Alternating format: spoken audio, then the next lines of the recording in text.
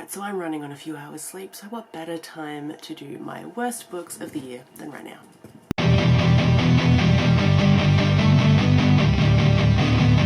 Right, g'day folks, Wren here. Today we're going to do my worst books of 2022.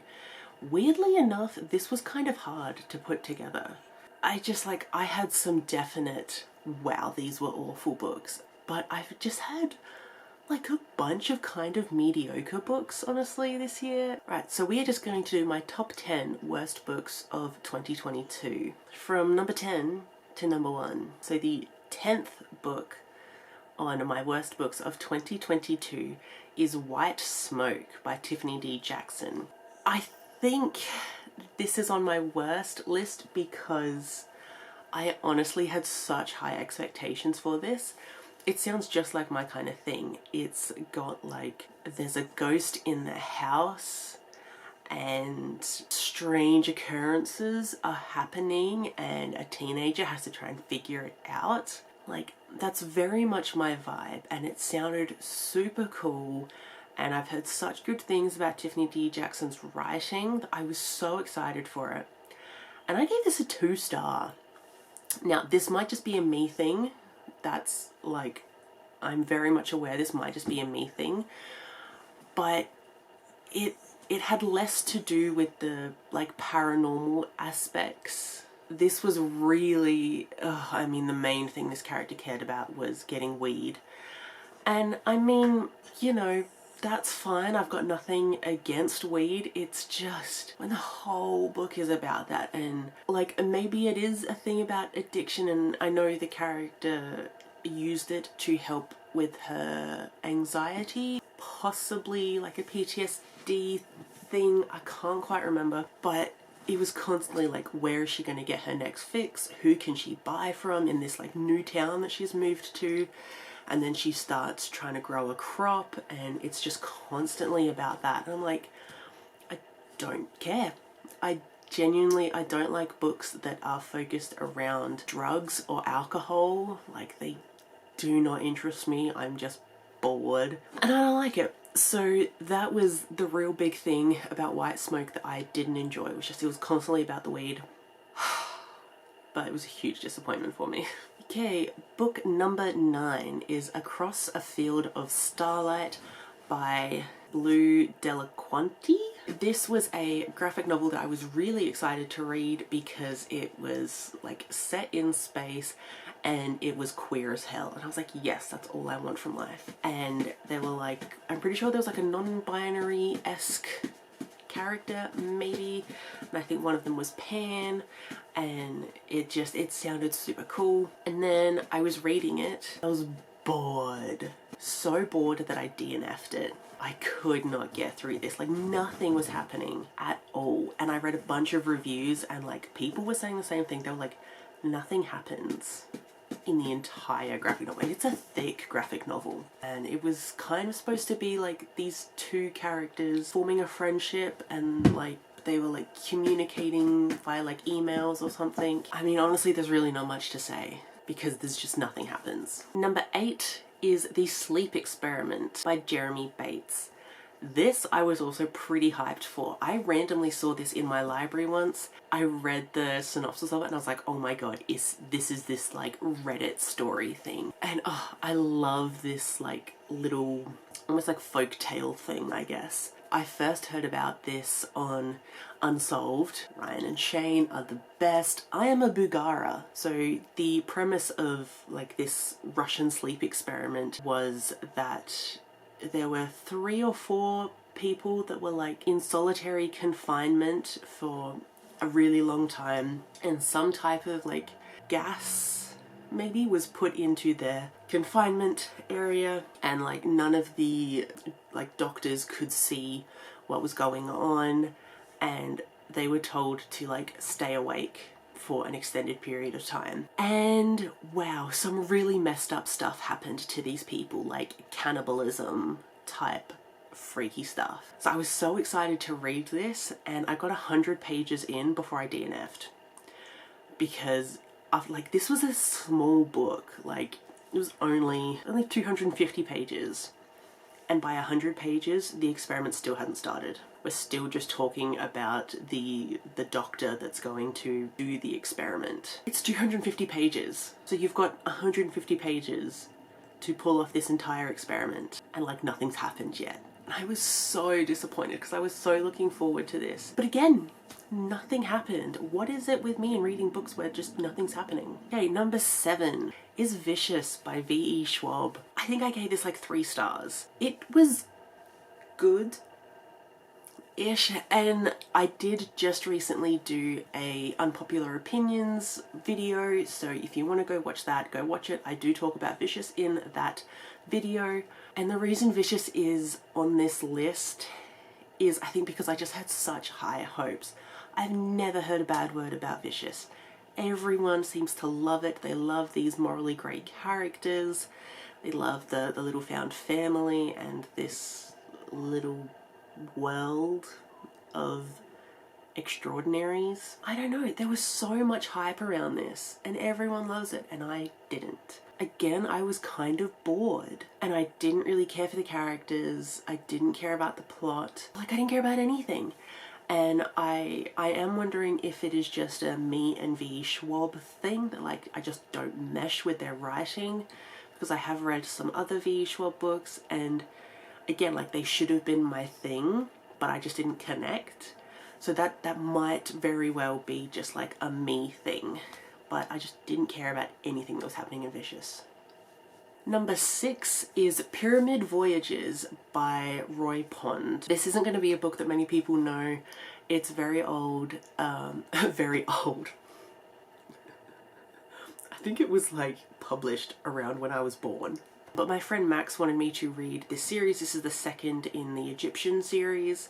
And it's a middle grade series about this kid who's like obsessed with Egypt and obsessed with ancient Egypt, and somehow he gets transported back in time to these other worlds filled with Egyptian stories. And it sounded awesome, but ooh Nelly, like both of these Egyptian books that I read, awful. I think I gave them like 1 or 2 stars. I had to skim so much of these books. Like this seems to be a theme with this series, is that while it talks about like ancient Egyptian culture and mythology and religion, it's so heavy on the Christianity.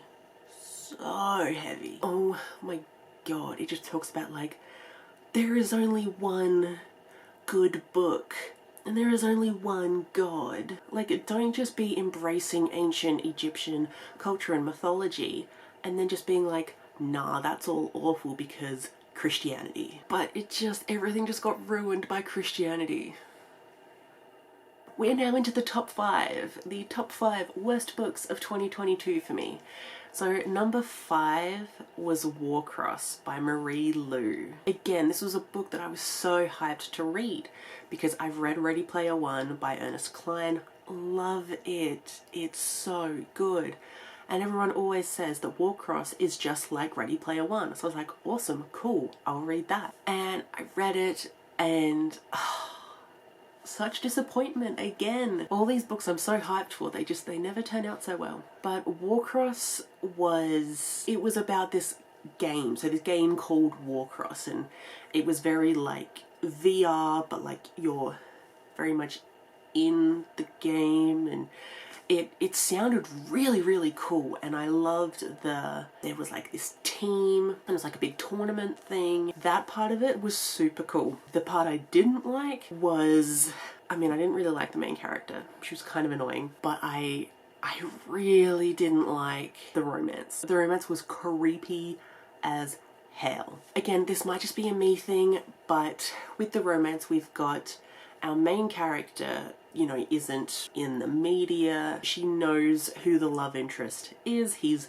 very famous, like the most famous person in the world, basically, because he created Warcross. So, you know, he's on billboards, he's in magazines, he's everywhere. And then he reaches out to her because she's a hacker, and, you know, he wants her to find that there's someone trying to hack into the game, or there's something going on like behind the scenes, but he doesn't want anyone to know about it, so he kind of hires her to be a spy in the next round of the tournament. And so they have to work pretty closely together sometimes because, you know, she has to feed him information and all this kind of stuff. Somewhere along the way, they develop a relationship. And there's just something about it that is really creepy to me when, I guess when it's like that celebrity and a not a celebrity, where the not celebrity knows so much about the celebrity and then the celebrity falls for them. I don't know how to describe it, but it sounds really creepy to me. I'm not putting this into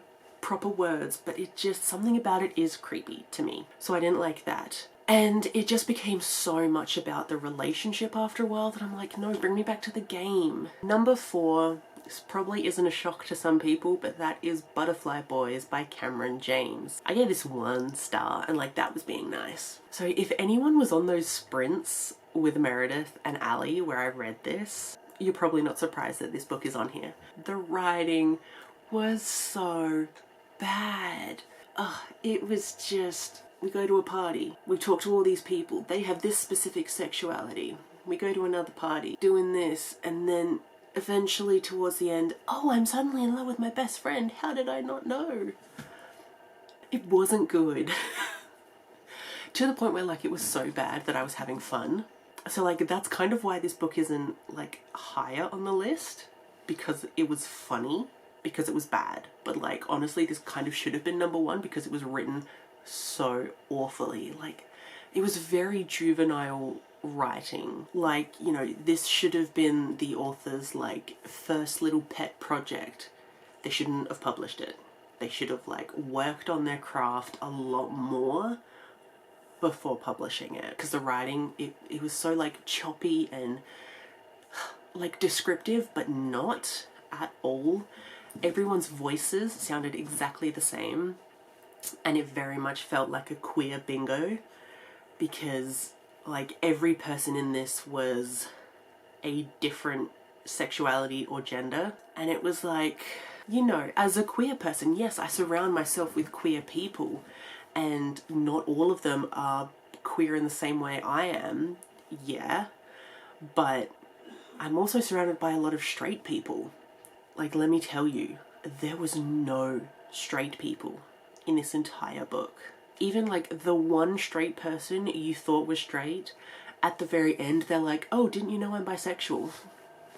And like I should be happy about that, because I'm queer, and you know, queer people do associate with mostly queer people. But it's not like straight people don't exist.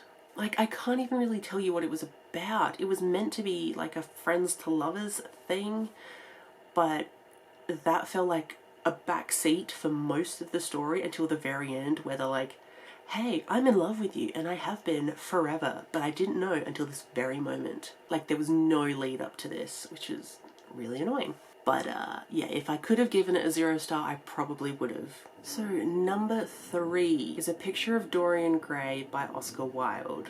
Once again, a book I had very high expectations for and didn't care for. I did technically give this 3 stars, probably should have been more like a 2. Everyone claims that this is like one of the best like queer novels. I don't see it. Maybe it's one of those books where like you really have to analyze it to get the full effect of it. Like, I was pretty disappointed in like a lot of the things, and I know like the queerness wouldn't have been overt because of the time it was published and, you know, what Oscar Wilde had to go through. Like, I understand that that wasn't going to be like, it's queer, so that was fine, but it was more what I expected the novel to be like, I didn't get. So, you know the story of Dorian Gray. It's this really attractive guy who gets his portrait painted, and then somehow his portrait is the thing that turns ugly with whatever sins he commits, but he himself stays beautiful.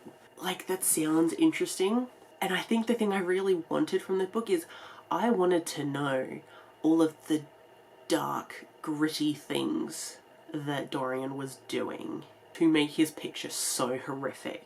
Like, I wanted that, and we didn't get it. It like glossed over things. I don't know, maybe I'm just expecting that Dorian was doing some really depraved things when in actuality he was just having sex with other men, which is not depraved, but at the time would have been considered depraved.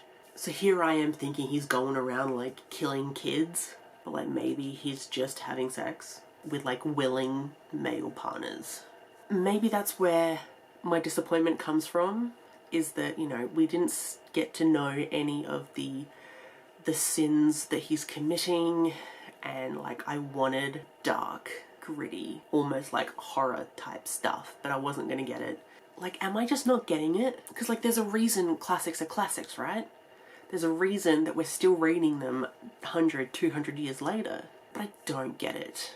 And I really wanted to get it with Dorian Gray. And the only reason this is so high on the list is because my expectation was so high for this. Like, I thought this was going to be like a 5-star.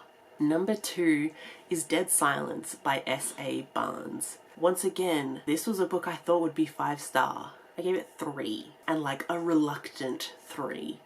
Once again, probably should have been a 2, maybe a 1. Dead Silence was kind of supposed to be this like space horror where there was like a ghost ship in space. And I love the trope of like a ghost ship. It's everything. And so I was so excited to have one like in space. Like, that sounds awesome. And there was a crew that was going to investigate what happened to this ship.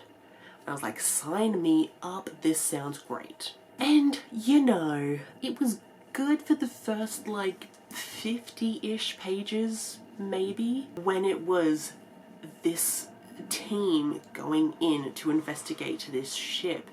And, you know, it was creepy. They were seeing, like, you know, doors open, things thrown everywhere. There was blood and handprints, but they didn't know where the passengers were. Then it's like, oh, they've lost contact with people on their team. What's going on? That was cool. I was invested, and then we got a time jump. A time jump. If you've been on this channel for any length of time, you'll know I despise time jumps. They ruin all the tension, and that's what they did in this book. We jumped like 3 months or a year? I don't know. Time was a funny thing in this book. We jumped a significant length of time. We find out that only one of that team has survived, and we are now in her shoes trying to figure out what happened to her team. Now, she has some kind of memory loss. She doesn't remember what happened to her team. Everyone seems to think that she killed them. We eventually find out what happened because she's allowed to go back into space to find out what happened to her team. We get flashes of her teammates dying, not really knowing if things are real or not, because she seems to have some kind of delusion thing happening. Yeah, really, after that time jump, I didn't care anymore. And like, yeah, I wanted to find out what happened to the crew, and I wanted to find out why this ship, you know, basically everyone died. Like, I wanted to know. So I read it. It was just such a disappointment because I didn't care. And then the explanation that was given for why everyone on that ship died was like, I don't know, I'm not really a science person. I would like someone to tell me if that could actually happen, because it sounds kind of stupid. But yeah, the main reason it is so high on this list is because I was so hyped. So hyped. One of my most anticipated reads of this year. And it sucked. Then we have the number 1, the absolute worst book I read. The worst book is definitely the worst I've maybe ever read, honestly.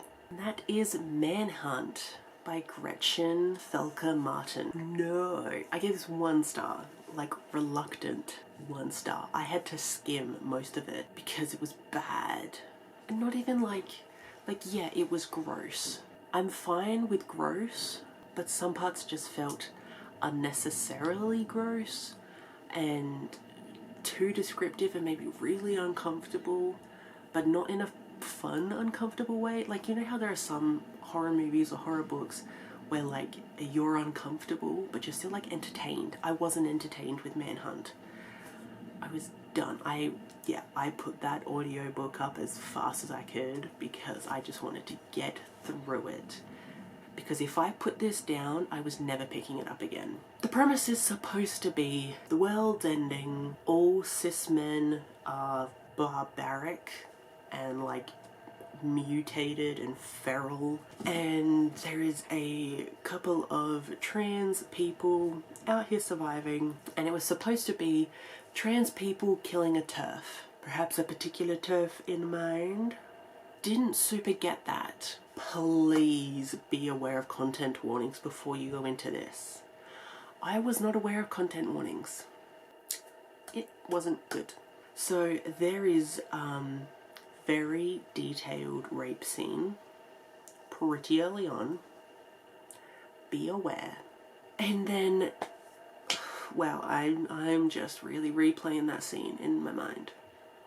We need content warning in books, people. The thing about being trans in this kind of post-apocalyptic world was to get hormones to help with your transition. They had to harvest genitalia from the feral men and eat it. But like, that grossness would have been fine if it wasn't for just like everything else on top of it.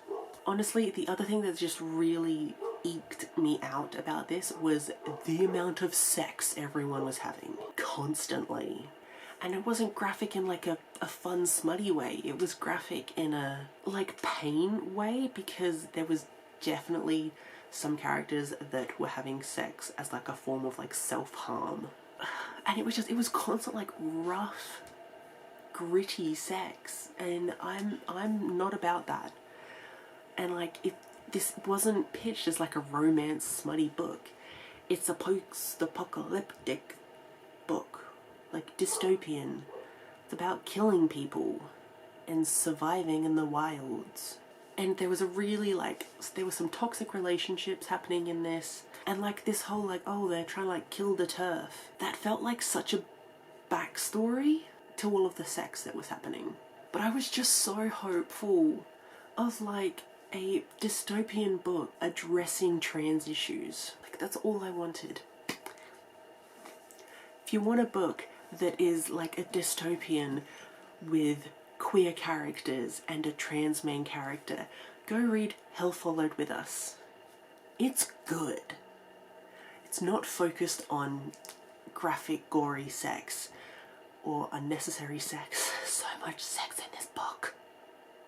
So the thing about Manhunt is it was like really depressing to read, because it wasn't a happy story for these trans characters. And like, I get that like this was the author's point. They wrote what they set out to do and they accomplished that. I think marketing kind of mucked them up a little bit. I really don't know what to say. It wasn't for me. I don't know who it's for.